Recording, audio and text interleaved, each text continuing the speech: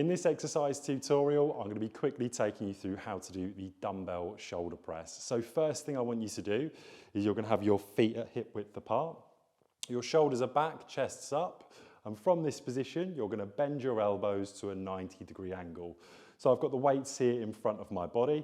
Now I'm going to bring the dumbbells in contact with my shoulders, and how I did that was raising my elbows up. This is what's called a neutral shoulder grip position. What we want to do is now externally rotate.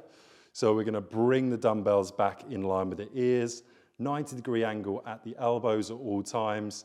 From this position, I'm ready to go pushing up. So this is the concentric part, and now it's the eccentric part of the exercise.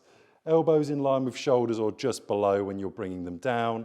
You don't have to touch the weights on the way up. So at the top of the motion, you don't have to bring and clang the weights together. If you do that forcefully, you might lose stabilization of the exercise.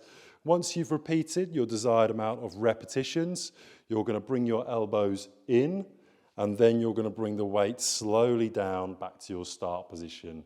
Make sure that when you're doing a standing shoulder press, you're not bringing the shoulder press position up into a swing, for example, like this, where you might damage your rotator cuff. Make sure it's nice and fluid. So, like so. Once you've done your repetitions, bring them down again in that same fashion. That's going to protect the shoulder when you're doing your dumbbell shoulder press.